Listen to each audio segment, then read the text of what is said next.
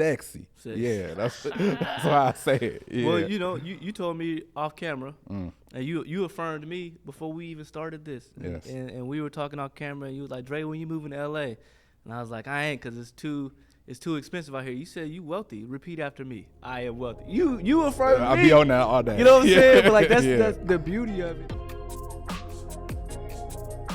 What's up, everybody? Welcome to another episode of the Check-In here with Black Menswear. I am your host, NeAndre Broussard, founder and CEO of Black Menswear. I'm here with a good friend of mine, Mr. Charity Croff, extreme intellectual, probably one of the smartest people I know, who has been able to build a career off of being himself, being unapologetic. All right. And as we come into this episode, Charity, one of the things that we do to kick off all of our episodes, I got to ask you a question because I know you got a lot of them. What is one quote that you've heard over the years that never left? One of the strongest quotes you've ever heard that you really live by? We become what we think about. Break that down for me a little more.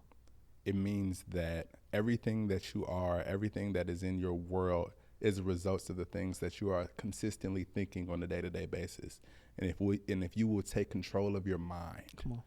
and if you will feed your mind with things that edify you and thus think about good things, think about what you desire and never think about what you fear, then all of your desires will come forward. I love that, man. Yeah. I love that. Take control. Yeah. Take control. 100%. Take control of your mind. The rest will follow. Yes. So this season, we're talking about the 4 layers of black men. We peeling them back.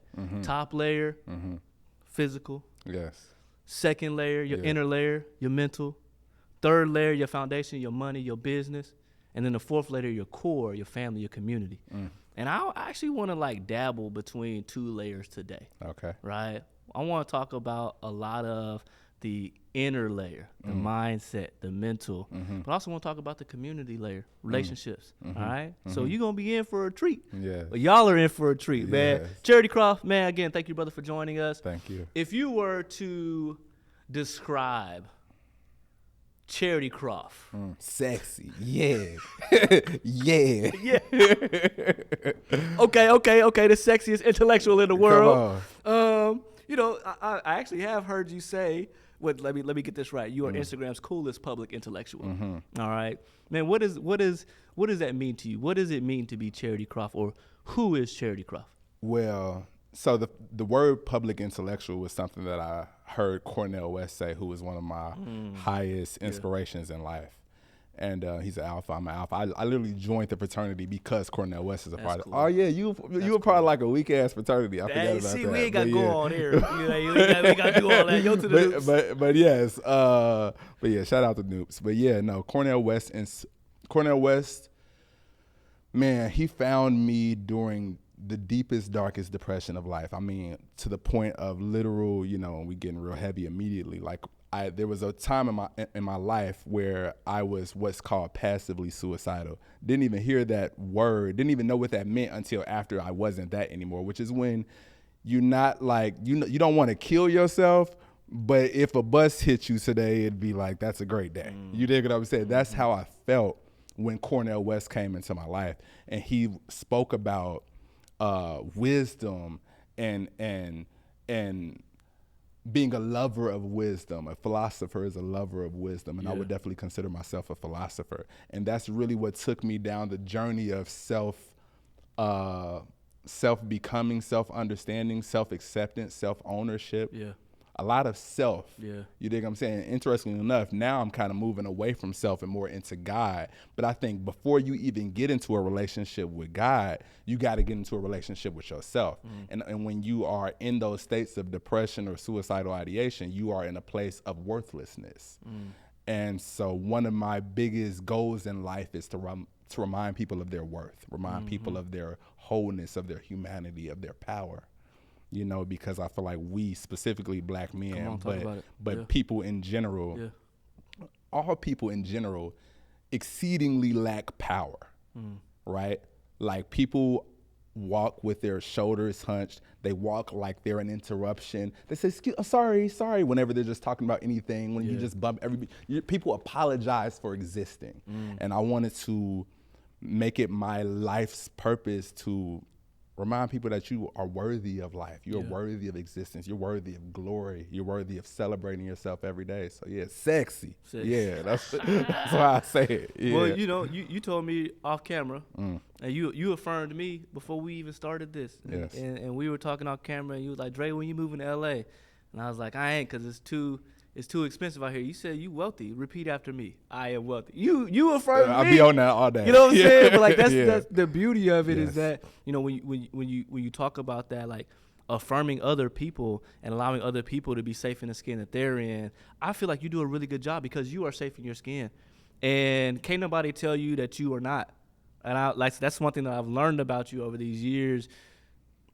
But to be able to come from a dark place to be now in a place of positivity and a place of light, man, kudos to you on that. I do have to ask you, like, how was, for somebody that might be in that mental space, like, what did you do to get out of that? I accidentally stumbled upon a documentary, which now is very known, but at the time, and it was known then, but it was just unknown to me. It was called The Secret. And literally, I was just in my YouTube wormholes because I just didn't feel like doing anything but just sitting in the bed all day. And so I was just in the bed one day, and I saw something called The Secret on YouTube, and it was like the whole fucking documentary there for free, and I clicked it. And it was just like, hey, did you know that everything that you are right now is because of what you've thought?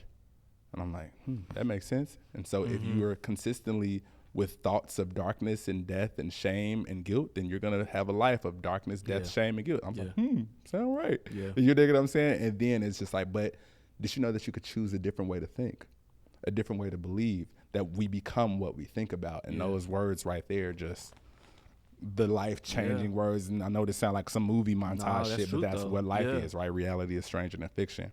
And I stumbled upon this notion that we become what we think about. And if I would just change my thoughts, then my reality would shift around me. And I mean, shit shifted. Yeah.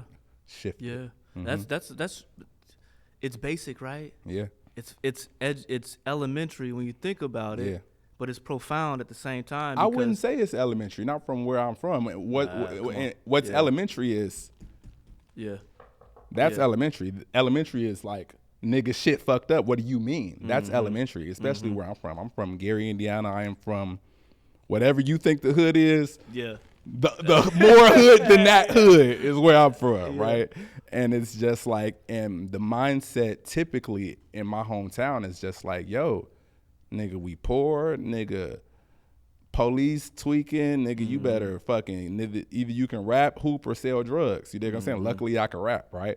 You dig what I'm saying? So that's like the only thing that even got me respected as a black man, right? You got to be able to rap, sell, you got to be able to rap, hoop, or fight. And I could not fight and I could not hoop, but I could rap really good. Sure. So I was safe, right? Sure. But anyway, my point is, like, reality seems what's elementary. This is the world that you live in, and thus you must adjust yourself and amend yourself to your environment. But the reality is that humans, and Earl Nightingale says this in The Stranger's Secret. If y'all don't get shit from this interview, go listen to The Stranger's Secret by Earl Nightingale. He said, humans are the only animal on earth who have the ability to make their environment adapt to them. Yeah, right. Right? To shift their environment because of what they desire and what they want. A deer got to live wherever the fuck a deer was born. Right. You can pick up your life. You can do anything you want to because you decided. Every single thing you see in here, these lights, this camera, this mic, was built by the human mind. The human mind has a literally limitless, infinite potential. And when you really understand that as truth and as law, you're free. Yeah. But like, shoot, freedom is something that people strive for and desire to have, just from a space of not from a space of like freedom, like I own everything, but from a space of freedom, like I'm confident in myself now. Yeah, I have the ability to walk with a little bit of swagger, right? Yeah. For you, like, once you were able to find who you were coming out of that depression, find who you were, how much of a positive thing was confidence in who you are to not be able to go back into that hole, not shrink back into that state of depression? Because I know there were times where it was like, it could have been easy for you to just retreat. Interestingly enough, and I talk to my girl about this often, one of the things that kept me the most safe in life, and this is a counterintuitive thing I'm about to say, was just sheer spite.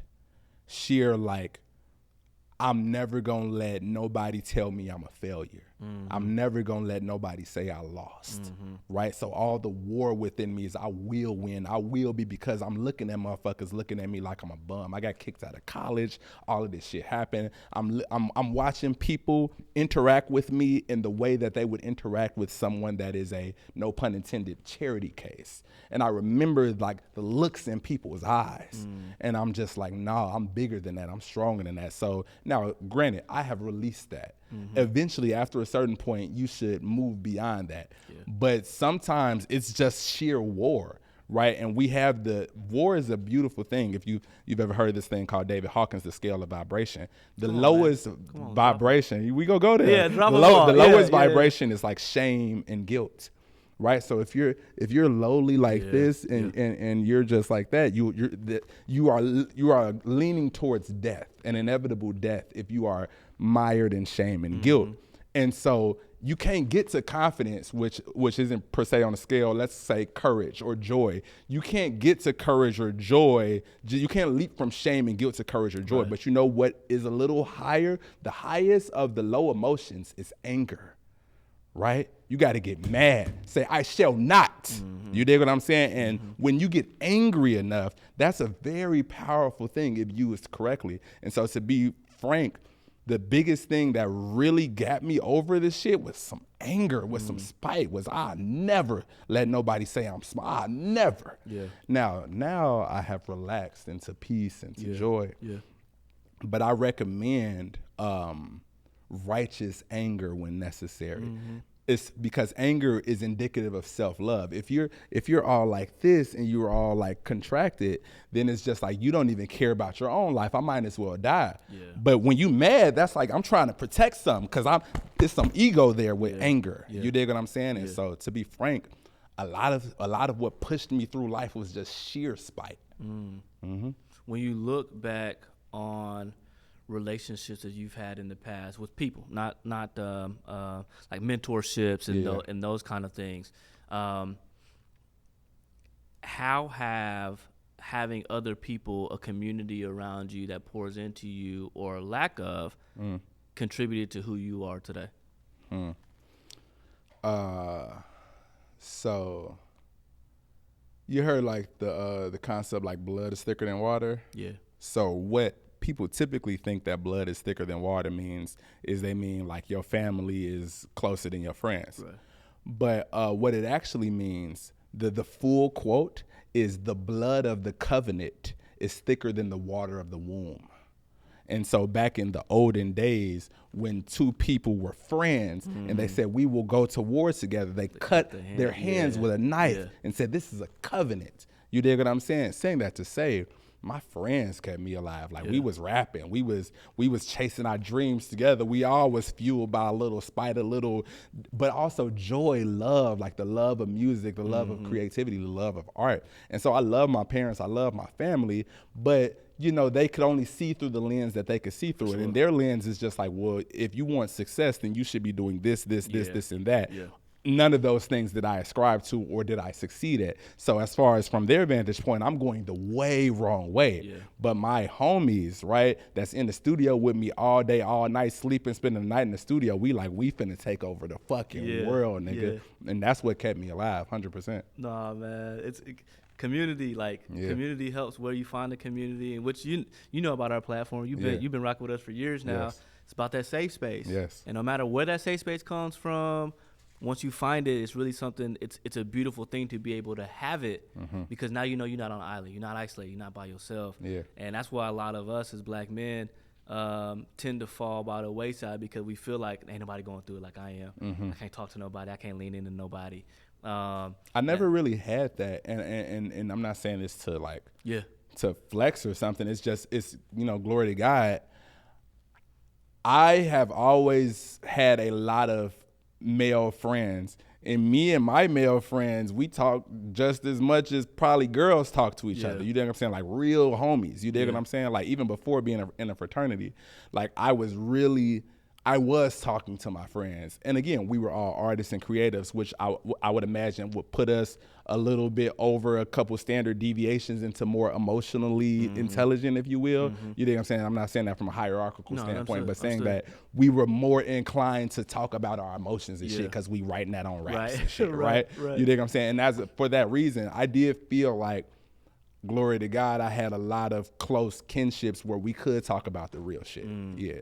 And be able to like speaking things through existence or speaking through things, may like really, really important, especially from a mental perspective. Now, have you in the past, historically, have you gone through like therapy, having conversations with individuals that are professionals in that space too? No. To be frank,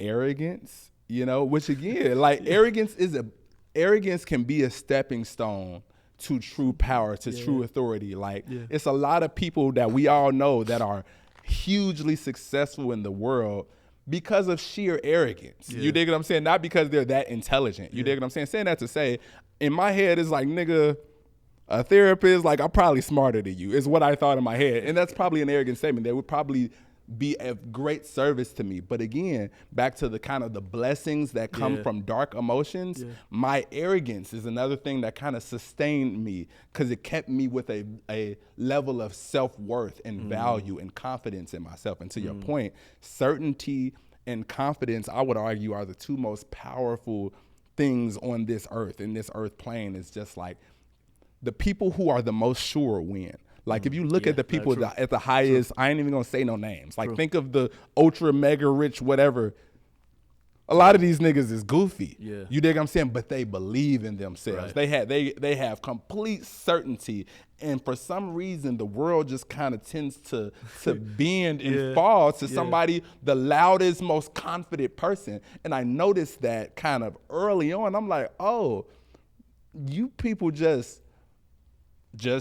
talk y'all shit and just push onward, right? They are relentless. And that was one of the things that I really admired about people was relentlessness. And so I would say that, no, I haven't had any therapy experiences. Ironically, my sister is a therapist, and she's extraordinary. Her name is Charity Croff. Go rock with her if you're in Illinois. She's an extraordinary therapist, and me and her have great conversations. So I guess I have the advantage of my sister being a therapist, right? So that's an advantage. It works, It works, But she ain't giving me therapist. She's like shitty when she's talking to me. Big sister, little sister. Big sister. Big sister, like, little bro, get your shit together. That's right. She on that. 100%. Not on therapy type shit at all. No, man. So when you think about, right, so coming out of dark places, having a community, having brothers that you can talk to, that understand, like, we going through this together, get it together in so many words, like, it's okay. Like, you can grow, you can be.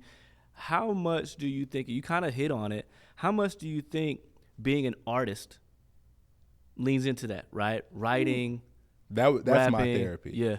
Like, I have an album that I made a little after that depression, but in the midst of another depression, but a smaller variation of it, where the intro of my album, I'm actually crying. Like I'm literally on the mic screaming, crying while I recorded it. And I noticed, like, when I got so welled up in emotion, I'm just like, well, shit, we just gonna keep this take because this sound crazy. But my point is, like, I used, and my homie G Scott, he was very good at that as well. He's still good at that. We knew how to transmute that emotion into art, right? I mean, and if you think about some of the greatest projects ever, My Beautiful Dark Twisted Fantasy by Kanye, right? My Beautiful Dark Twisted Fantasy, right? He was going through the wildest shit ever. And oftentimes when you have you need some sort of an outlet. You dig what I'm saying? And so if it's not a therapist, then you should write it, or you should go boxing. You need to get it out of you in some way, because again, this is all spiritual, it's all emotion, and everything is constantly in motion, everything is moving. And so if you allow it to be stagnant in your body, sadness is just, it's gonna sit. That's the one thing. I remember my darkest day of depression. It was like a blizzard outside, like a literal blizzard. It was like like 2 feet of snow type shit in Gary, Indiana. And I was in my room, and I was so sad that I literally thought like I had like schizophrenia and shit. Like I see a shadow on a wall and I just move like this. I felt like I was losing my mind. And all I would do is lay in the bed every day and just slowly rot away. Like I would just lay in the bed all day, every day, right? I was at my mama's house type shit as a grown man, just like laying in the bed. Then one day, I don't know what came over me, let's call it God. I just was like, no, I gotta move. And I literally went out full snow, like full blizzard happening with a shovel, and just started just shoveling snow crazy. And what's so interesting is that day was kind of the beginning of the end of that season of depression. But it's because I literally just needed to move. Yeah. I needed to move the energy, because this is what happens when you are slowly decaying and dying. Yeah. You dig what I'm saying? You got to actionize. You got to get in your body. You got to really physically, literally move. And so I would say that that's a huge form of therapy: exercise, working out, boxing, right? You have to get in your body, because what sadness does is it almost atrophies your body by tearing away at your desire to move, right? That's why I just say low frequency. Frequency means how fast something is moving. So joy, excitement, that's a big frequency, right? Evan always talks about how he loves to dance and move, and that does something for you. But the lowest frequency is stillness, but not like meditative stillness, but like decaying stillness. And I feel like that's one of the things that you really see in deeply sad people. They say that sad people are significantly less likely to even raise their arms up than the average person, because this is too joyful and empowered of a body position. They just tend to be like this and like this. You dig what I'm saying? And so much of this is really a certain level of physiology, you know, and intuitively something in me was just like, move. And I just started uselessly shoveling snow in the middle of a blizzard. But it made me feel like I had some agency, some power in my body. And I'll never forget that moment. But that was the day, like I could have killed myself on that day. You dig what I'm saying? But rather than killing myself, I went and uselessly started shoveling. And it was so powerful of an experience. Yeah. Man, I think through, as you like progress through that moment to like creating your first pieces of content. Interesting. And it's so funny. So God is spectacular. Yeah, he is. Spectacular. Yeah. You wouldn't know me right now. We wouldn't be having this conversation had I not had depression. Because during that depression, I would watch video. I found The Secret. I watched videos about quantum mechanics, about the law of attraction, about we become what we think about the law of assumption, all of these different things. And those slowly took me out of depression. But what's more beautiful is that one day it was just like I had consumed so much of this type of stuff that I was just like, what if I made one of these videos? You dig what I'm saying? Yeah. First video out the gate, 1 million views in a week. First time I ever get on the internet, glory to God. Right? Had I not had that depression, had I not been in hell and then found this other form of knowledge and self-belief and empowerment, I wouldn't be talking to you. I wouldn't be talking to nobody. So to anybody that's in that moment of sadness and depression, realize that this is not only is it not the bottom, but it is the doorway through which you can walk into the rest of your life, because everything is always for you. Wow. Yeah. That's divine. Absolutely. Wow. Fast forward. What you've been making content now? What 10 years, 15? Yeah. I mean, a little while. 10 years, almost like exactly. Yeah. 2015, I think I started. How do you now continue making content, right? And I look at this from a space of like, there's a community that fucks with you, and they need you. Is that something that you think about? So like, why you have to keep making content?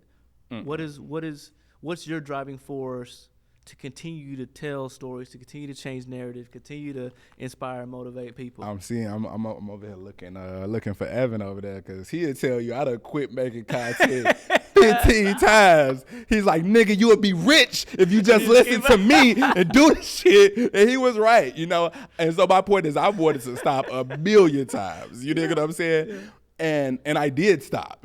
You dig what I'm saying? But let me tell you why I stopped, and this is very important. The reason why I stopped so many times, because I was existing as a shell of myself. And this is this concept, and then we can get into kind of the business conversation too, if that's part of this. I know you said something about money and in business and stuff like that. In this current generation of content creation, you hear all of this stuff about like your personal brand, right? Yeah. And so my first video was this very particularly educational video, right? And so even in the video, I'm doing a raised pitch in my voice, and I'm doing this kind of character that I thought was a content creator. Very interesting, very endearing, but also not fully me. Yeah. So every video, what's good? My name is Charity Croff. So I want to tell you about this new interesting thing, and I'm doing this really voice right here, and I don't even talk like this actually, but it's really great for the masses. And you know, white people like to hear my voice like this. So I did, hey, my name is Charity Croff, and guess what? Here's the, like, you dig what I'm saying? Yeah. And when you're doing that huge character that isn't you, eventually you like, nigga, I'm tired of this shit. Right. I'm tired of being a facade of myself. And mind you, this shit was making me hella money, all type of shit, and that's great. But the slowly ripping away that happens at an artist is that we artists, we breathe on like expression and authenticity.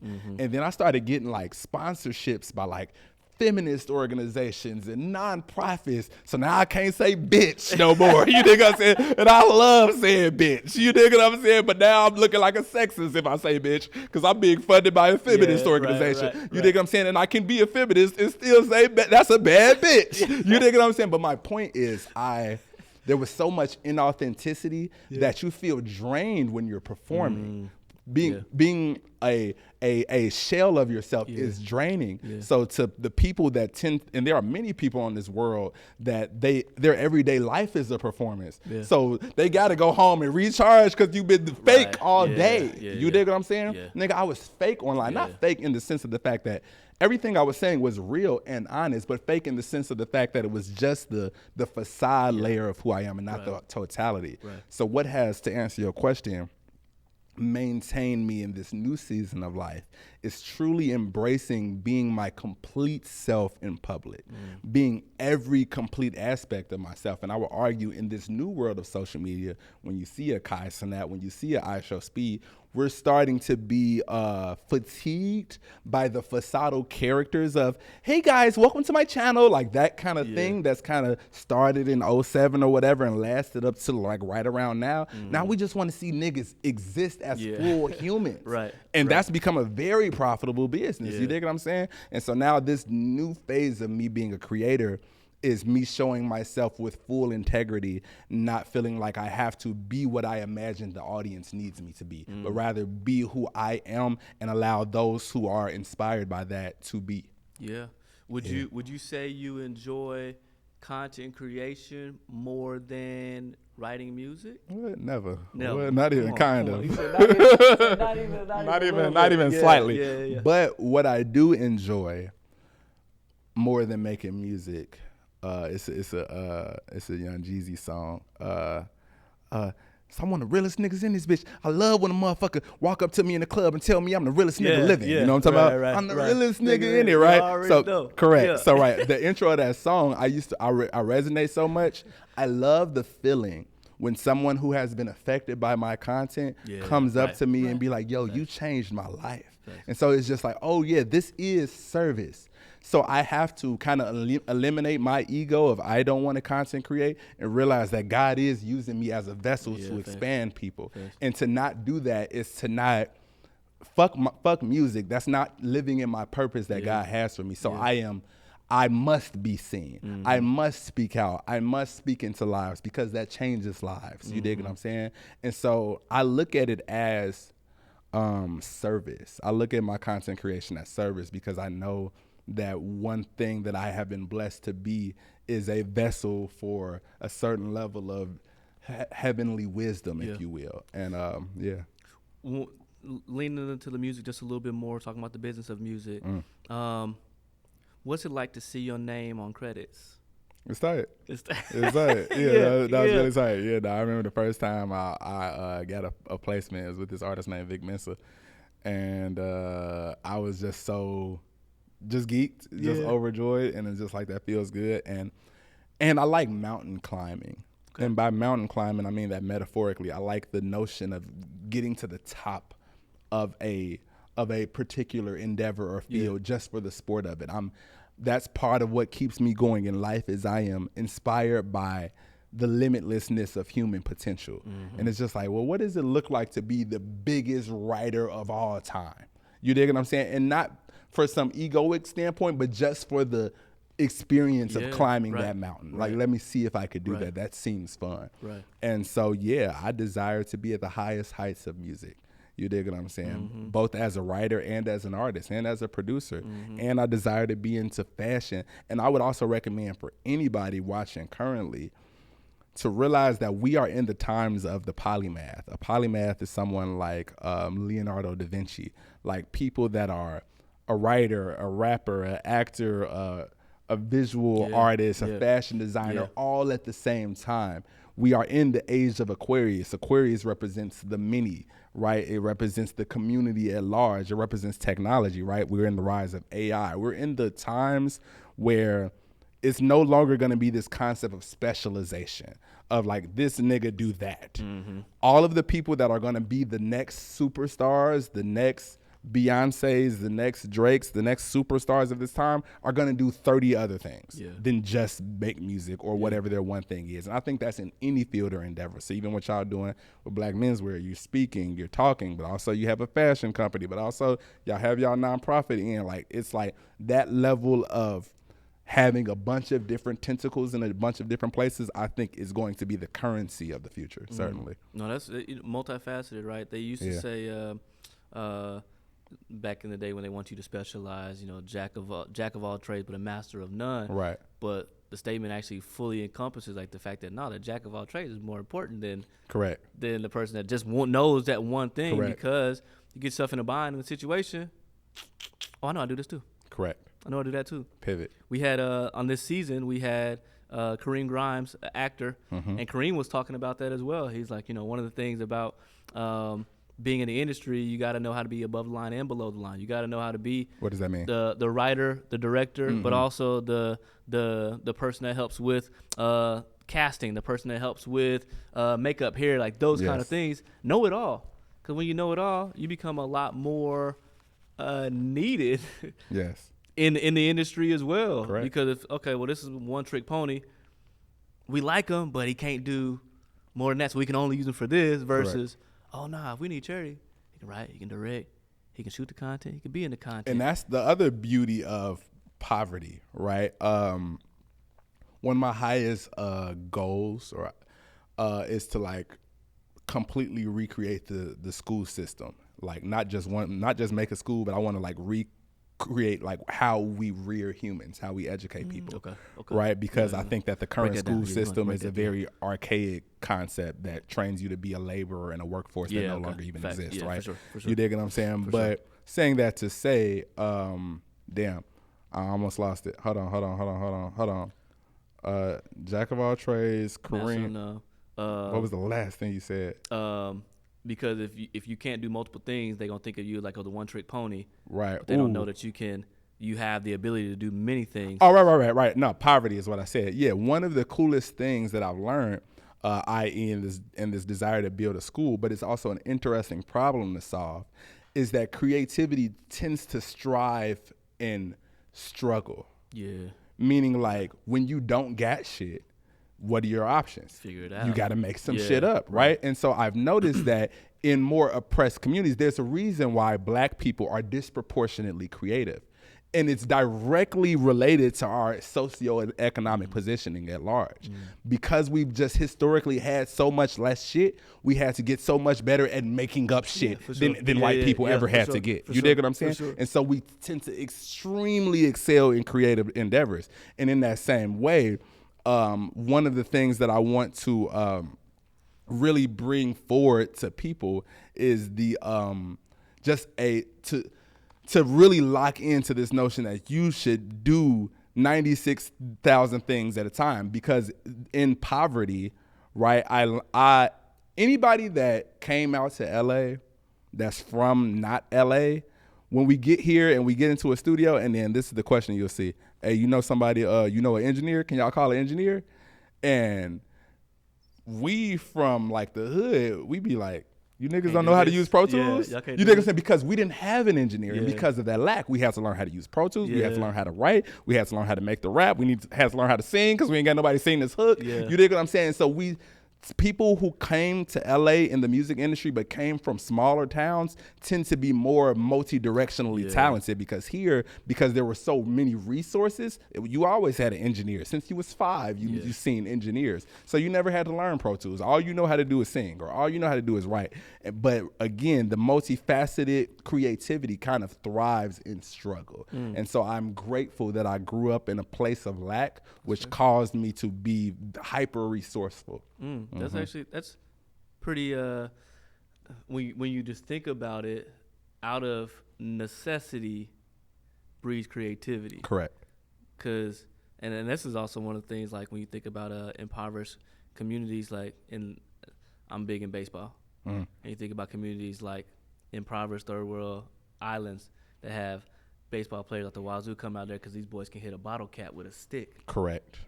Because they had to hit a bottle cap with a stick. With a stick. Yeah. You know, like, they had to actually we do had that. to figure it out. Correct. We had to figure it out. Correct. And now that's actually pretty intuitive when you think about it. Thinking about your creativity in that regard as well. Didn't you go viral for something called Both of Them? So let's talk about that, right? Like, break that down for me. Because I think when you go and you create, it's different than what other people do, because you're not even thinking about things the same way as other people are. Yeah. So I want to talk about both of them. Like, why I go viral. Give me a little bit of background there, because I think just being able to tap in your creative process would be pretty dope. Thank you. Well, yeah, Both of Them is a song about authenticity. Again, so the chorus is like, hood rat girls love a smart nigga, woke ass queens love a hood nigga. And so much of my life, at least my public life, my career life, was compartmentalized, right? Like, I'm a rapper and a songwriter, and I'm making this ratchet ass music for other people, and then I'm saying these deep philosophical educational videos about social justice or some shit, right? And that compartmentalization created like this inner war that got real dark sometimes, right? Just because you like, who am I? Am I who I am, or am I who the world has rewarded me for? And that's one of the flaws of capitalism. That's one of the worst things about capitalism, is because the minute a nigga start getting a different kind of bag, then we start like bending who we are to the bag. Yeah. You dig what I'm saying? And it's just like, damn, now you're losing the integrity and the honor of your true self. And so Both of Them is a song about like unending integrity of self.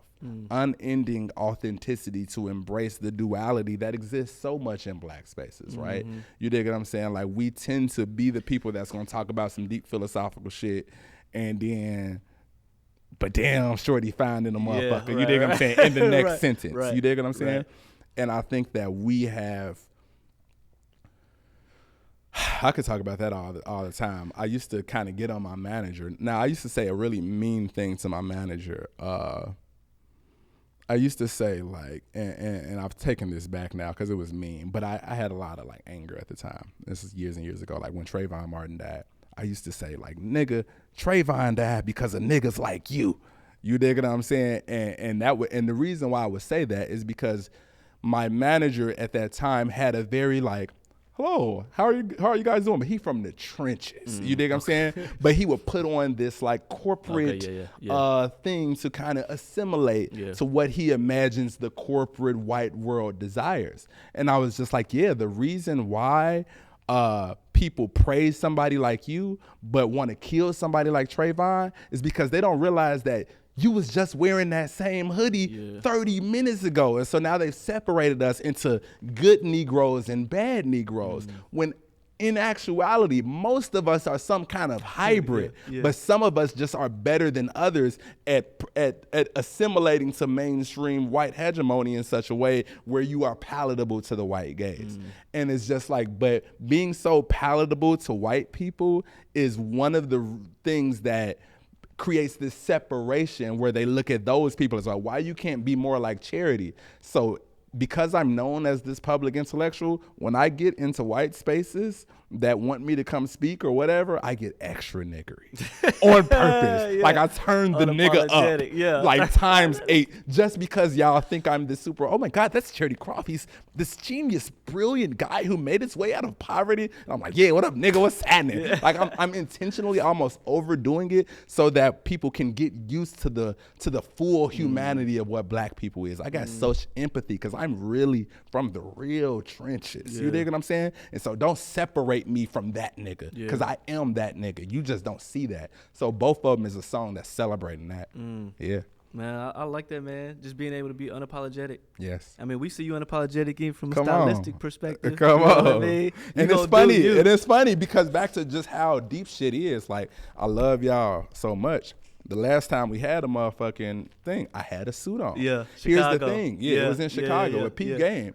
First of all, the suit was too small. But you did it. At that point, you did it because you were like, oh, I'm going to come on y'all platform. Let me get something so I can come in and but be that's that my point. But my point is that, again, that's showing honor and respect to y'all. But also, it was a little bit of, like, performativeness. Because, nigga, I don't be wearing suits. You know what I'm saying? But I feel like I must look this part in order to be perceived. And it's just like, no, I can be elegant in black menswear in my own variation. Yeah. And I think that when people accept themselves, right? Authority is complete self-acceptance. So the people that have the most authority in this world are the people who most fuck with themselves. You can say whatever you want about Sexy Red. That woman got authority. Yeah. She could give a fuck what you think about her. And thus she has reached the highest heights where she's with Kim Kardashian and Bruno Mars, this ratchet girl from St. Louis. That's because she has full self-acceptance, and that is the gateway to authority, to standing in those highest rooms. I mean, I also appreciate you said you kind of gave us the respect in that, but I love the fact that we 4 years later, and you also respect us to know, like, I can come out there like I want to because they're my niggas. Correct. You know what I'm saying? Like, being so, are we going on a podcast? Okay, bet. Let me come and let me be me because it's a safe space. Yes. And because we've tried to derive this as a safe space no matter what the mindset, no matter what the background, no matter the economic status, we don't care. Yeah. We care about tapping black men soul to soul. You know what I'm saying? So I appreciate that, even though you extra drippy here today. I appreciate that. I got one more thing to ask you. What is that? All right.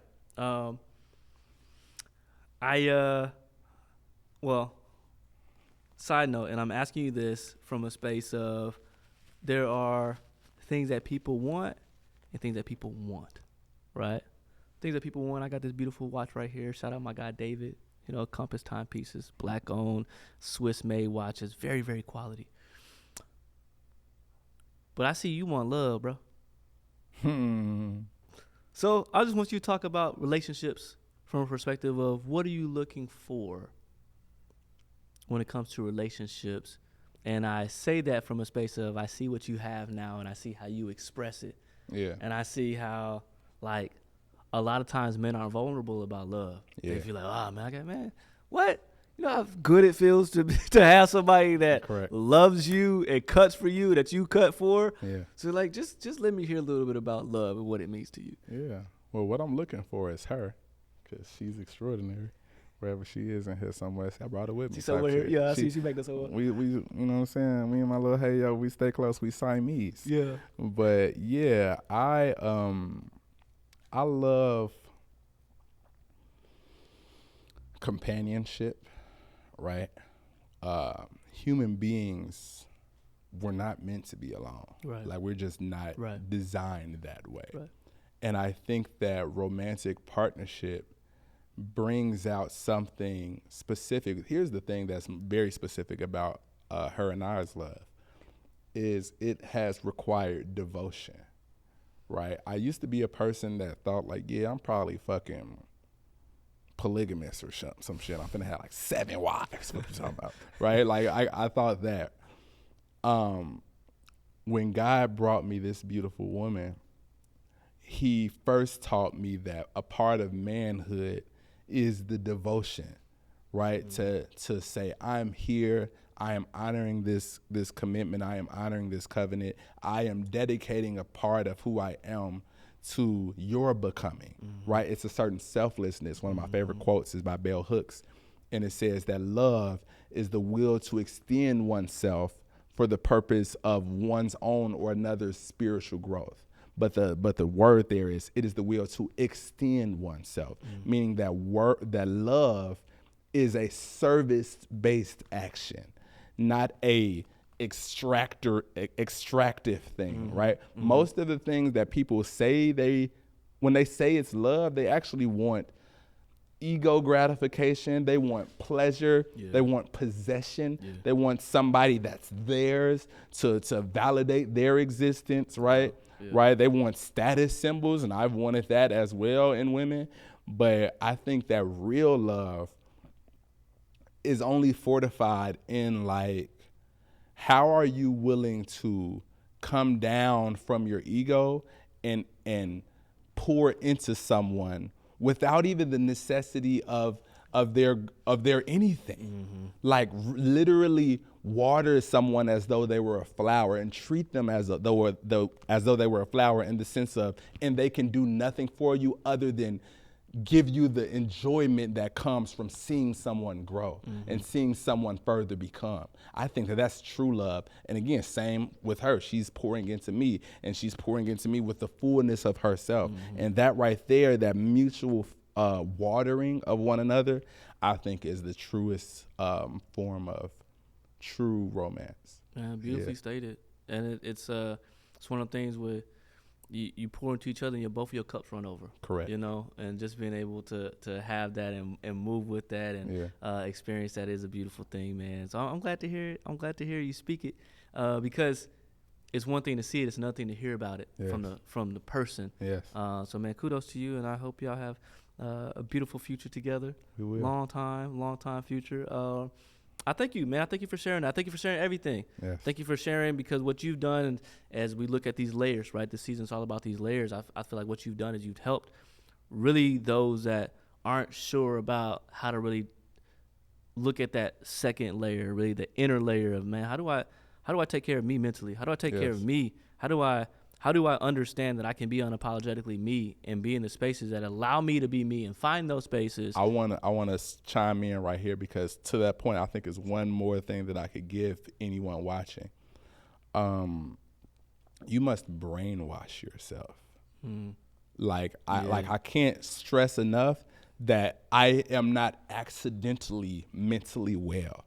I made it happen via consistent repetition, right? The only way that the human brain learns is through consistent repetition. And so the sadness that you may feel, the darkness, the pain, the self-hate, the anger, the rage, that was trained over years and years and years of your mama saying you wasn't shit, of your family saying you wasn't shit, of niggas in the hood talking about whatever, or wherever you're from, whoever you're from, all of the negative talk, all of the media, all of social media, all of the comparison, like, you are currently being brainwashed. Everyone in this room, everyone watching this is being brainwashed in some way, shape, or form. So you can either choose and say, I'm going to intentionally feed my mind with things that edify me, or your mind will be filled with weeds as a result of your negligence.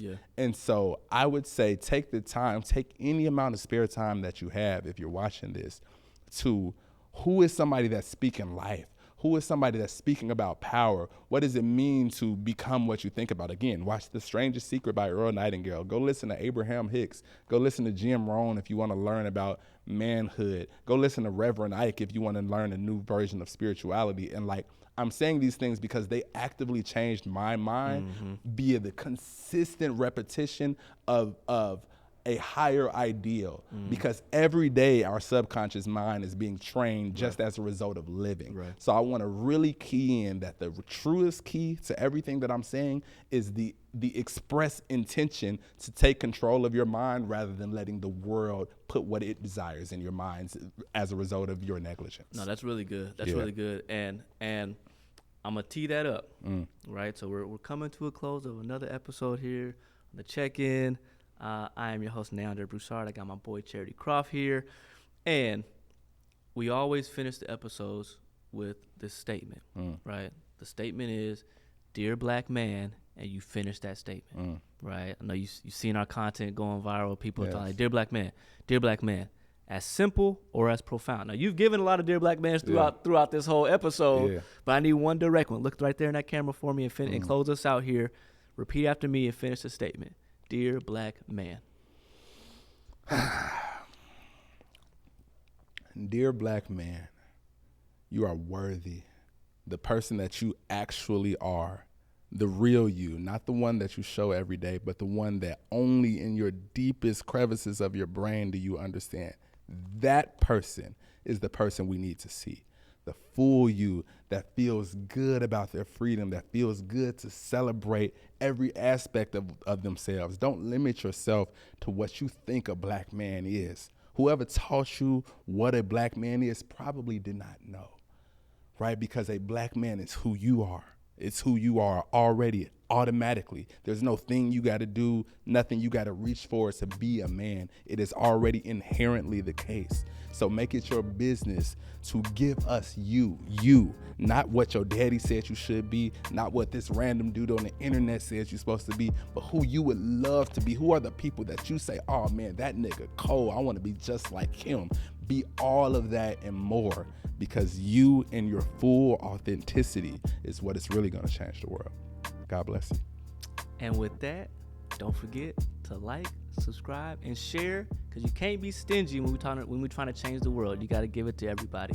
We are out with another episode of the Check-In here with Black Menswear. Charity, my brother, I appreciate you, man. I appreciate you.